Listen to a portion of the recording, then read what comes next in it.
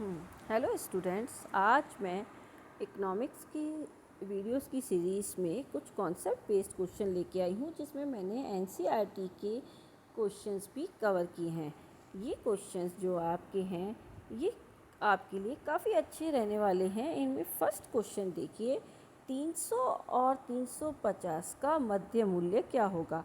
300 और 350 का mid value क्या होगा? तो जब भी कभी आपको मिड वैल्यू निकालनी हो, तो जो वैल्यूज़ आपको दे रखी हो वर्ग की, उन दोनों की वर्गों की जो वैल्यू है, उन दोनों को क्या करेंगे, आप ऐड करेंगे और ऐड करके डिवाइड बाय 2 करेंगे। यहाँ पे दो वैल्यूज़ आपके पास कौन सी है, 300 और 350।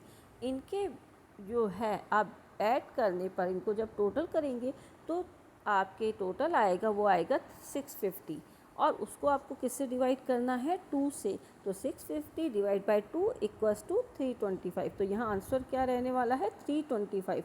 जब भी कभी आपको मिड वैल्यू निकालनी हो, याद रखें दो जो वैल्यूज़ आपको दे रखी होंगी उसमें हमेशा डिवाइड बाय 2 ही होगा। ठीक है, तो ये आपको ध्यान रखना है। नेक्स्ट क्वेश्चन देखिए, निम्न श्रृंखला का बहुलक ज्ञात कीजिए। यहाँ जो श्रृंखला दे रखी है वो है आपके कौन सी, व्यक्तिगत श्रृंखला। कैसे पता चलता है ये व्यक्तिगत श्रृंखला है? पहली बात तो श्रृंखला क्या होती है ये आपको पता होना चाहिए।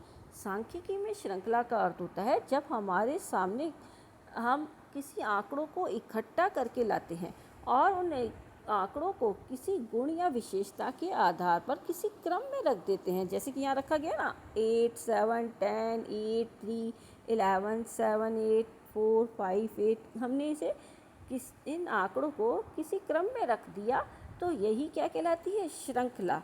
और जब इन क्रम में हम आंकड़ों को रख रहे होते हैं और हम इन्हें किसी ग्रुप में ऐड नहीं कर रहे हैं, इनको प्रत्येक को अलग अलग अपनी माप दी जा रही है। जैसे कि आप देख रहे हैं कि यहाँ 8 है, वो 1 बार 2 बार 3 बार 4 बार आया है, चारों बार इसकी जगह अपनी अपनी अलग अलग रही है, यानी हर मूल्य को अलग अलग माप दी जाती है। तो ये श्रृंखला व्यक्तिगत श्रृंखला होती है।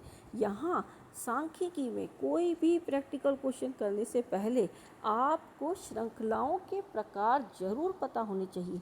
तो यहाँ पे जो श्रृंखला दी गई है वो है व्यक्तिगत। इसमें प्रत्येक मूल्य को अलग अलग माप दी जाती है। और यहाँ भी आप देख रहे हैं 8 को हमने 4 बार लिखा है, तो लिखा ही है, अलग अलग लिखा है ना। तो यहाँ पे ये श्रृंखला कैसी होती है, व्यक्तिगत श्रृंखला। और यहाँ पे इस क्वेश्चन में ये पूछा गया है कि इसका बहुलक ज्ञात कीजिए। अब बात आती है बहुलक अर्थात मोड। मोड जब निकाला जाता है और श्रृंखला कौन सी है, व्यक्तिगत, तो हम एक निरीक्षण विधि का प्रयोग करते हैं। निरीक्षण विधि का अर्थ होता है कि आंकड़ों को आप क्या करें, देखकर पता लगाएं कि कौन सा जो आपका डाटा है वो सबसे ज़्यादा बार रिपीट हुआ है। तो हमने यहाँ पहले ही देख लिया जब हम श्रृंखला का अर्थ समझ रहे थे कि यहाँ 8 कितनी बार रिपीट हुआ है, 4 बार रिपीट हुआ है, जबकि दूसरे कोई भी मूल्य 4 बार रिपीट नहीं हुआ है। यानी सबसे अधिक बार कौन आया है, 8 आया है, तो बहुलक क्या होगा, 8 होगा। नेक्स्ट क्वेश्चन देखिए, निम्न श्रृंखला का माध्य ज्ञात कीजिए।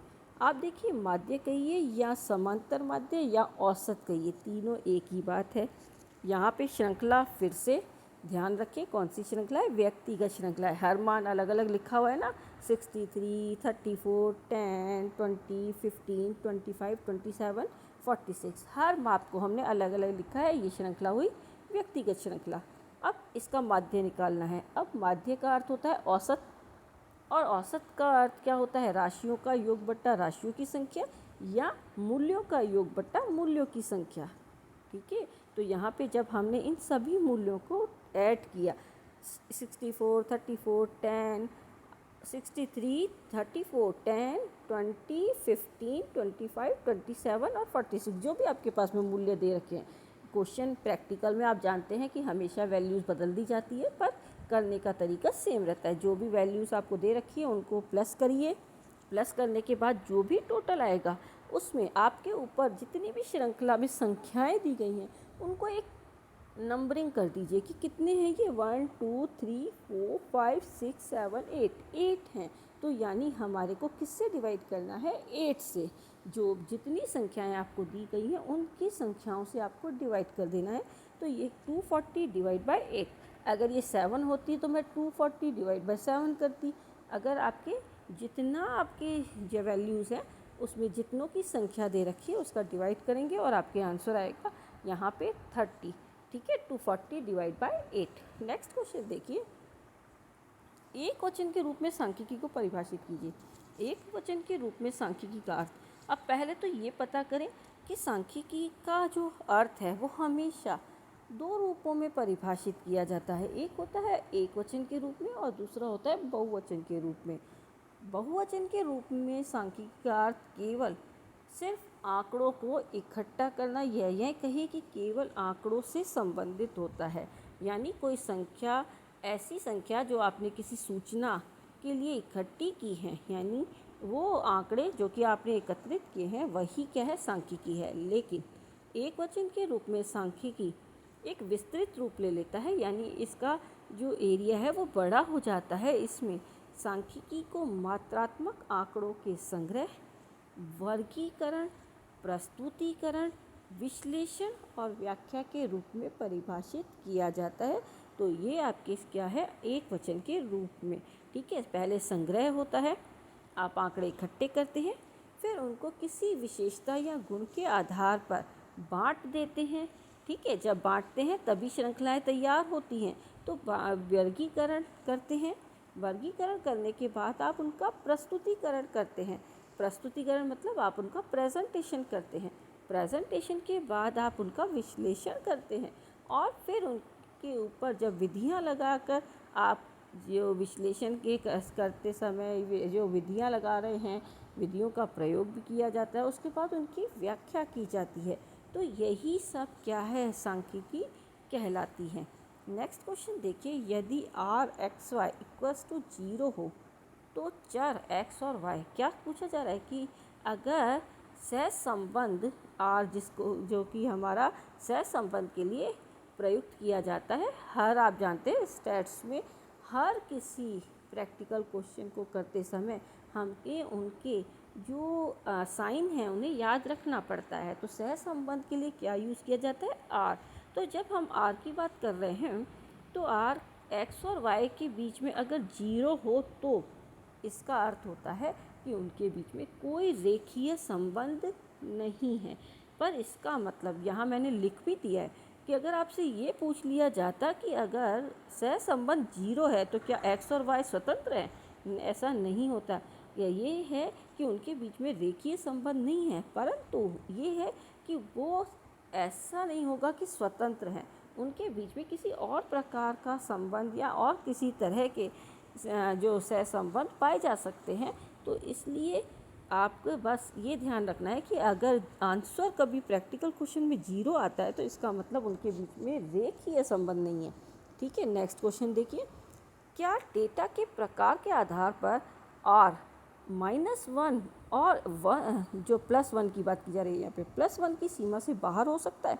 तो पहला क्वेश्चन तो यही बनता है कि आपके जो r है वो कहाँ से कहाँ तक मापा जाता है। तो आप कहाँ से मापेंगे, सहसंबंध गुणांक जो है आपका वो हमेशा -1 से +1 के बीच में ही रहता है। अगर आपको ये पता है तभी आप इस क्वेश्चन का आंसर दे सकते हैं।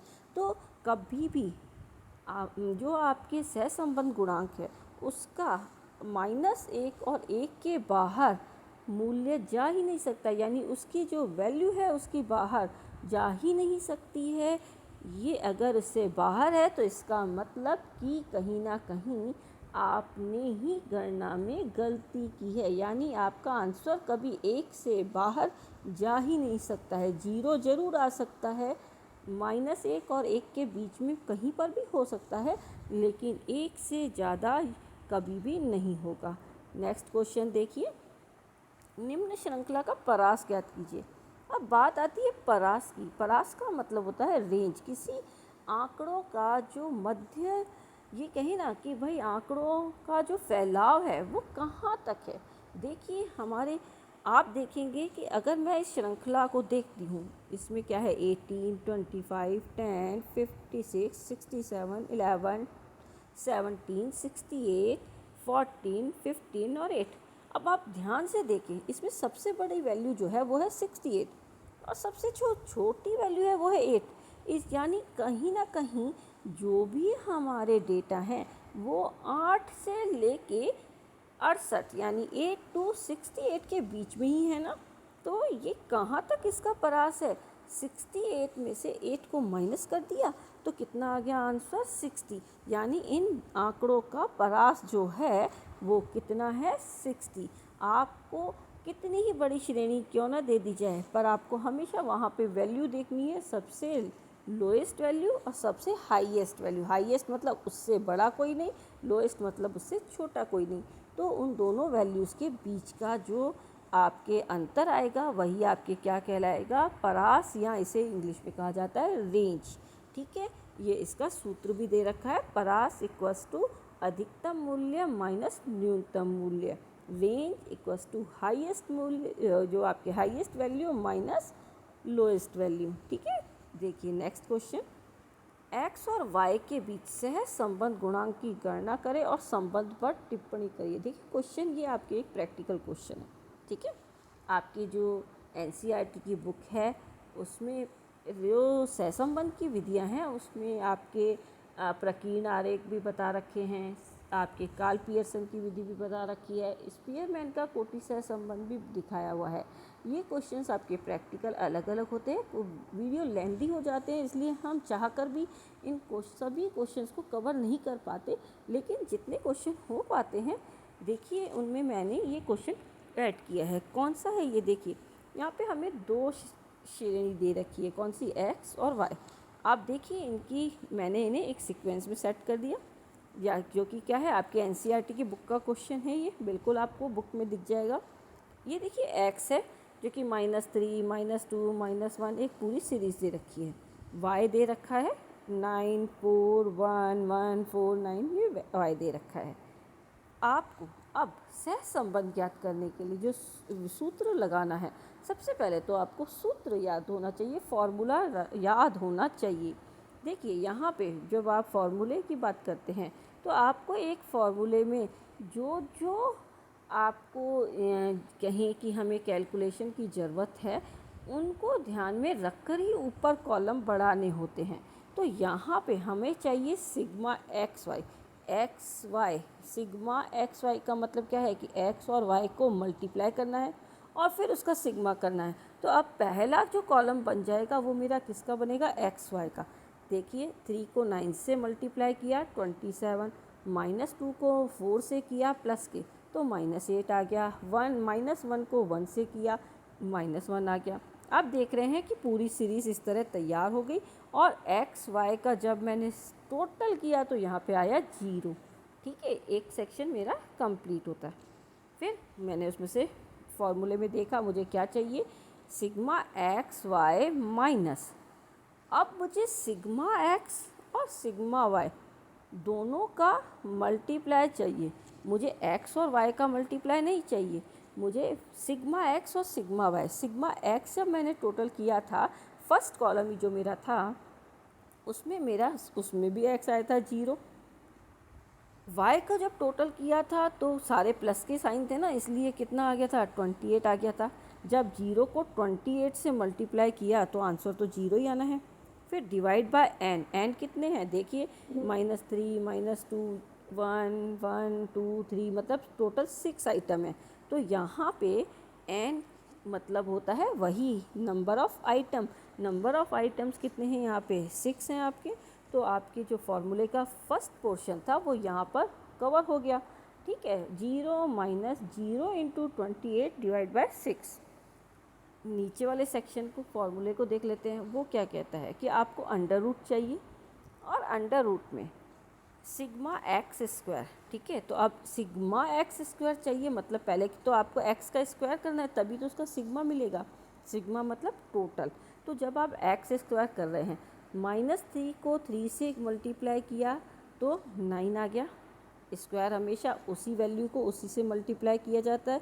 तो -3 को -3 से किया तो 9, -2 को -2 से किया तो 4 प्लस का, -1 को -1 से किया तो 1, 1 को 1 से किया तो 1, 2 को 2 से किया तो 4 और 3 को 3 से किया तो 9। जब मैंने इन सब का स्क्वायर कर लिया, अब मुझे फॉर्मूले में इनका स्क्वायर नहीं, मुझे तो इनका टोटल चाहिए, सिग्मा स्क्वायर चाहिए, जो कि मेरा कितना आया 28। फॉर्मूले में 28 पुट कर दिया जाएगा। नेक्स्ट फिर मुझे वो कहता है कि सिग्मा एक्स का स्क्वायर चाहिए मुझे। तो भैया एक्स का आप पहले ही कर चुके थे टोटल, जो कि आपके कितना आया था, आपने देखा था sigma X square upon N. ठीक है, फिर आपके दूसरा जो फॉर्मूला है वो y में क्या आता है, y का स्क्वायर आपने इसी तरह से किया, 196 आ गया, माइनस फिर 196 का जो आपके स्क्वायर है अपॉन डिवाइड बाय 6 फॉर्मूले में आपने रखा। अब आप इनको क्या करेंगे, सॉल्व करेंगे, तो आपके जो आंसर आएगा वो आएगा 0। और आपके 0 अभी बताया था कि जब भी कोरिलेशन में 0 आएगा इसका मतलब उनके मध्य कोई रेखीय संबंध नहीं है। ये आपको डिफाइन करना आना चाहिए। यहाँ पे 0 आंसर आया है, यानी इसका अर्थ क्या है कि इनके बीच में कोई रेखीय संबंध नहीं है। अगर यही आप जब इसको डिवाइड करते, सॉल्व करते और वैल्यू माइनस में आती, पर हमेशा -1 से +1 के बीच में अगर माइनस की आती तो आप यही कहते कि ये ऋणात्मक सहसंबंध है। अगर यही वैल्यू प्लस में आती तो ये धनात्मक सहसंबंध है। तो पॉजिटिव कोरिलेशन हो या नेगेटिव कोरिलेशन हो, ठीक है, आपको यो सॉल्व जब आप करेंगे क्वेश्चन, उसके बेस पर उसका इंटरप्रिटेशन करना होता है, यानी उसको आपको क्लियर करना होता है, जो कि इस क्वेश्चन में बोला गया था कि उनके संबंध पर टिप्पणी कीजिए। तो इसका मैंने आंसर नहीं लिखा, क्यों? क्योंकि आपने अभी समझा था कि आर जो है अगर वो 0 रहेगा तो इसका मतलब उनके बीच में कोई रेखीय सहसंबंध नहीं है। नेक्स्ट क्वेश्चन देखिए, उपभोक्ता की विभिन्न श्रेणियों के लिए अलग अलग सीपीआई होना क्यों आवश्यक है? उपभोक्ताओं के लिए जो आपके सूचकांक निकाले जाते हैं, जिसे कि हम कंज्यूमर प्राइस इंडेक्स कहते हैं, ये अलग अलग क्यों निकाले जाते हैं? तो आप और हम सब जानते हैं कि भारत में उपभोक्ता मूल्य सूचकांक की गणना विभिन्न श्रेणियों के लिए इसलिए की जाती है क्योंकि ये तीनों समूह, कौन से समूह?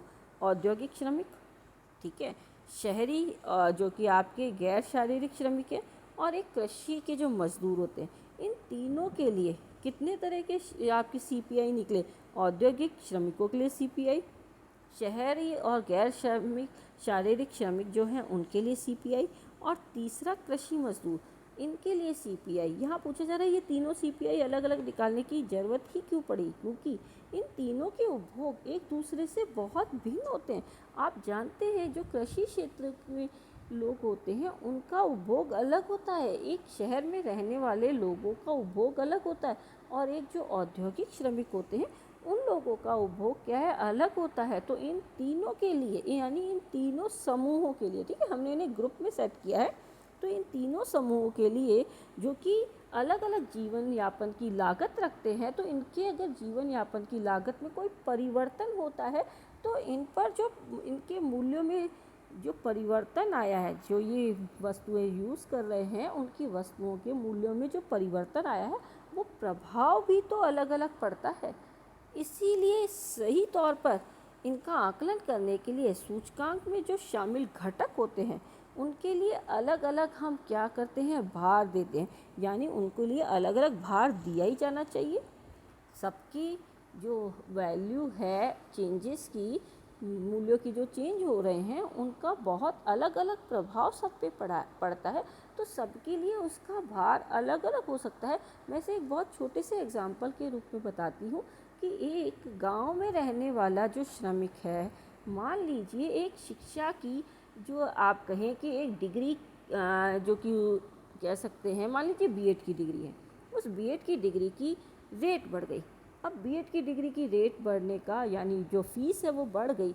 आप बताएं कि उसके लिए उसकी वैल्यू जो रेट है बढ़ने की है उसका प्रभाव उसके बजट पे कितना पड़ेगा। हालांकि यहाँ पे हम वस्तुओं को ले रहे हैं, फिर भी मैं आपको एक एग्जांपल के तौर पे बता रही हूँ कि कोई भी ऐसी वस्तु जो उसके समूह में या तो आती नहीं है या उतना वेटेज नहीं रखती, तो उसका अगर उसमें कोई परिवर्तन आता है तो उसका परिवर्तन उस पर कितना प्रभाव देगा, ये उसके ही हिसाब से भार तय किए करके ही बनाए जाने चाहिए। यानी अगर फीस में बढ़ोतरी होती भी है तो आप जानते हैं कि एक कृषि श्रमिक के लिए उसका बहुत ज़्यादा प्रभाव नहीं पड़ेगा, लेकिन एक जो शहर में आपके श्रमिक कार्य कर रहा है, हो सकता है उसे अपने बजट में शिक्षा पर जो वो खर्च कर रहा था उसमें क्या है बहुत ज़्यादा फ़र्क डाल दे, तो उसके लिए उसका वेटेज ज़्यादा हो सकता है। औद्योगिक श्रमिक के लिए अलग हो सकता है। ये तो मैंने एक एग्जांपल दिया। वैसे हम वस्तुओं का समूह लेते हैं जो कि वस्तुओं के समूहों के आधार पर इनका परिवर्तन देखा करते हैं। तो यहाँ पे भी यही पूछा जा रहा है कि अलग अलग श्रमिकों के लिए अलग अलग सीपीआई बनाने की क्या ज़रूरत है। तो यही ज़रूरत है कि हर चेंज का हर ग्रुप पर अलग अलग प्रभाव होता है। तो यही यहाँ आपको लिखना भी है, बताना भी है। नेक्स्ट क्वेश्चन देखिए, ठीक है। आप बीएड की डिग्री क्या कोई भी आप ऐसी वस्तु का मूल्य ले सकते हैं, यहाँ पे ऐसी कोई बड़ी बात नहीं है। नेक्स्ट क्वेश्चन देखिए, मूल्य सूचकांक और मात्रा सूचकांक में क्या अंतर है? दोनों में बहुत फ़र्क है। देखिए, मापन का आधार क्या है इनका? मूल्य सूचकांक संख्या कुछ वस्तुओं की कीमतों को मापती है तथा उनकी तुलना करने की अनुमति देती है, जबकि मात्रा सूचकांक क्या होता है? जबकि मात्रा सूचकांक संख्या उत्पादन, निर्माण या रोजगार की भौतिक मात्रा में, यानी यहाँ पे किसका परिवर्तन दिखाया जाता है? मात्रा का परिवर्तन। जो भौतिक मात्रा में जो परिवर्तन होता है उसके आधार पर सूचकांकों को मापा जाता है। नेक्स्ट जो कि पॉइंट है आपका भार, तो मूल्य सूचकांक को अभारित सूचकांक के रूप में ज्ञात किया जाता है, जबकि मात्रा सूचकांकों को भारित सूचकांकों के आधार पर, या ये कहें कि भार के आधार पर उन्हें ज्ञात किया जाना चाहिए या किया जाता भी है, ठीक है, जाना जाता है। ठीक है, नेक्स्ट क्वेश्चन देखिए, हमें सूचकांक की आवश्यकता क्यों होती है? सूचकांक संख्या की, या ये कहें कि सूचकांकों की आवश्यकता क्यों होती है? तो आपने अभी जब मैंने ऊपर क्वेश्चन समझाया था तो अगर ध्यान दिया तो हमने कहा कि हर ग्रुप के लिए अपनी अपनी वस्तुओं का मूल्य जो परिवर्तन हो रहा है उसका अपना अपना महत्व है उनके लिए। वहाँ जब एक तरह के उपभोक्ता थे तब ही इतने सारे क्या है 3 इंडेक्स हमने कहा कि आपके औद्योगिक श्रमिकों के लिए अलग होना चाहिए, आपके कृषि श्रमिकों के लिए अलग होना चाहिए, शहरी श्रमिकों के लिए अलग होना चाहिए। तो आप बताइए, देश में तो बहुत सारे ऐसे ग्रुप हैं, जैसे कि औद्योगिक उत्पादन, यानी जो उत्पादन है औद्योगिक, उसके लिए हमें सूचकांक बनाने होते हैं। क्यों? क्योंकि उनके में जो उत्पादन में, औद्योगिक उत्पादन के क्षेत्र में जो परिवर्तन आया है उत्पादन के मूल्य का, वो ज्ञात करने के लिए हमें औद्योगिक उत्पादन सूचकांक की ज़रूरत पड़ती है। ठीक है, नेक्स्ट जैसे है आपका कि मूल्य स्तर या मुद्रा के मूल्य में परिवर्तन का मापन सूचकांक संख्या विभिन्न समय अवधि के दौरान मुद्रा के मूल्य को मापता है। अब बात आती है कि मुद्रा के मूल्य को भी हम मुद्रा मूल्य सूचकांक जो है उसको भी मापते हैं। क्यों? क्योंकि आप और हम सब जानते हैं कि एक समय पर जो मुद्रा का मूल्य यानी उसकी जो वैल्यू है कुछ समय बाद उतनी वैल्यू नहीं रहती है या बदल जाती है। ठीक है, तो ये क्या है, ये भी सूचकांक के लिए ज़रूरत है। इनके लिए भी सूचकांक निकालने की ज़रूरत होती है कि भैया कितना चेंज हो गया है। नेक्स्ट देखिए, समाज के विभिन्न वर्गों पर मुद्रा के मूल्य में परिवर्तन के प्रभाव को जानने में मदद करता है। अब जब परिवर्तन होता है, मुद्रा के मूल्य में परिवर्तन है, तो वही बात कि यहाँ पर भी जो समाज के विभिन्न वर्ग हैं उन पर क्या प्रभाव पड़ा है या कितना प्रभाव पड़ा है। ठीक है, यहाँ पे सूचकांक तो हमेशा कितने की बात करते हैं ना, तो कितना प्रभाव पड़ा है समाज के विभिन्न वर्गों पर, तो ये भी क्या है, सूचकांक हमें बताता है। यानी हमें इनको भी ज्ञात करने के लिए इनकी आवश्यकता पड़ती है। सरकार की नीति निर्माण में विभिन्न राजकोषीय और मौद्रिक मूल्यों को मापने के लिए, अब आप जानते ही हैं कि सरकार अगर अपनी राजकोषीय नीति बनाएगी या रिजर्व बैंक अपनी मौद्रिक नीति बनाता है, सरकार जब राजकोषीय या मौद्रिक नीति बना रहा है देश की अर्थव्यवस्था के लिए, उसे क्या है, सूचकांकों की आवश्यकता होती है। नेक्स्ट देखिए, शेयर कीमतों का संकेत देने वाले सूचकांक शेयर बाजार के रुख और मूल्यों को बताते हैं। आप तो बहुत अच्छे से जानते हैं कि शेयर मार्केट तो चलता ही सूचकांकों पे है। क्योंकि इनकी वैल्यूज़ में क्या है, बहुत तेज़ी से परिवर्तन होता है और इसी परिवर्तन को क्या है, सूचकांक बताते हैं कि किस तरफ मार्केट का रुख हो रहा है। वास्तविक मजदूरी की गणना करने में मदद, एक मजदूर को वास्तविक कितनी मजदूरी मिलनी चाहिए, इसकी गणना भी किसके आधार पर की जाती है, सूचकांकों के आधार पर। विदेशी व्यापार सूचकांकों की जानकारी विदेशी बाजार के रुख और मूल्यों को मापने में मदद करती है। यानी आप जानते हैं कि विदेशी बाजार हमारे राष्ट्रीय बाजारों से अलग रुख रखते हैं, या उनका अलग ही एक क्या चल रहा होता है, मार्केट अपने हिसाब से चल रहा होता है, तो उनके सूचकांक उनके बाज़ारों का रुख बताते हैं, यानी विदेशी जो रुख है उनको बताते हैं। तो हमें उनके लिए भी उनके सूचकांक ज्ञात करने की आवश्यकता होती है।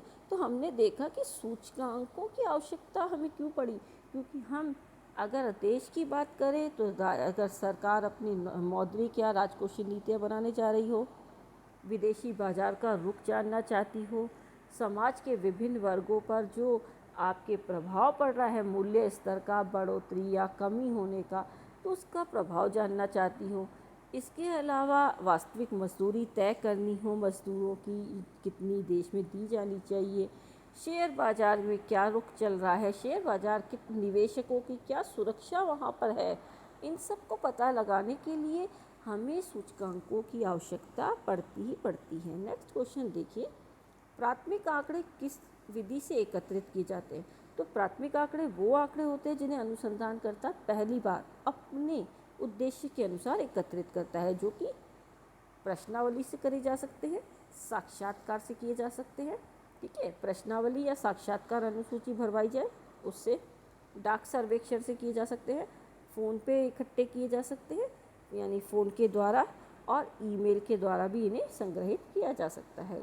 नेक्स्ट क्वेश्चन देखिए, परियोजना प्रतिवेदन या रिपोर्ट से आप क्या समझते हैं। हमने जब एक वचन के रूप में सांख्यिकी का अर्थ देखा था तो हमने कहा था कि केवल आंकड़े एकत्रित करना तो बहुवचन रूप है, एक वचन के रूप में तो आंकड़ों को संग्रहण भी किया जाता है, उसका आप कहते हैं व्यवस्थितीकरण भी किया जाता है, उनका वर्गीकरण भी किया जाता है, उनका प्रस्तुतिकरण भी किया जाता है, उनका विश्लेषण भी किया जाता है, उनका निर्वचन भी किया जाता है, और इन सब को करने के बाद उनकी रिपोर्ट भी तो तैयार की जाएगी। यानी अनुसंधानकर्ता या अपने अनुसंधान के कार्य के अंत में जो एक पत्र तैयार करता है, यानी एक रिपोर्ट तैयार करता है, जिसमें उसने कहाँ से आंकड़े इकट्ठे किए, किस प्रकार से किए, क्या रहे, कैसे प्रदर्शित किया, ये सब जो आप एक वचन के रूप में सांख्यिकी पढ़ के आए हैं, उसकी जो रिपोर्ट उसने तैयार की है, अपना निष्कर्ष निकाला है,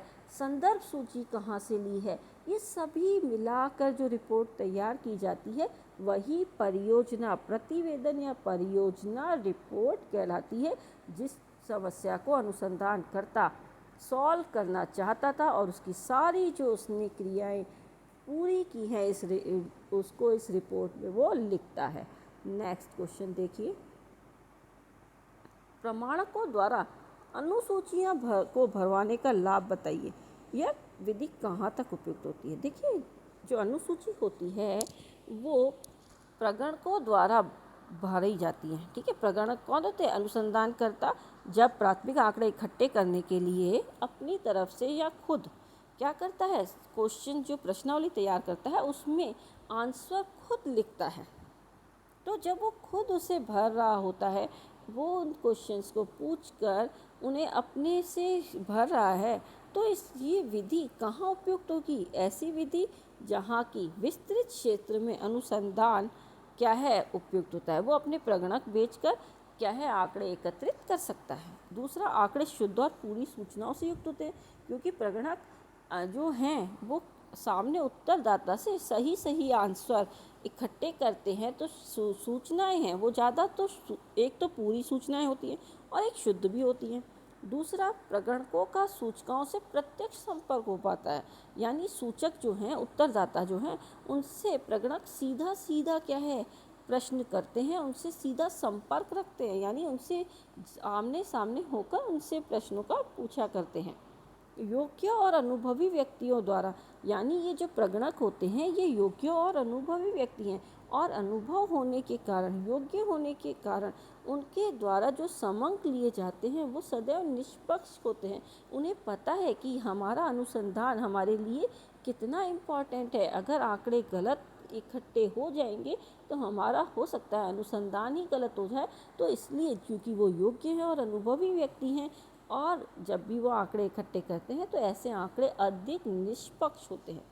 फिर सभी प्रकार की सूचनाएं एक साथ उपलब्ध हो जाती है। क्यों?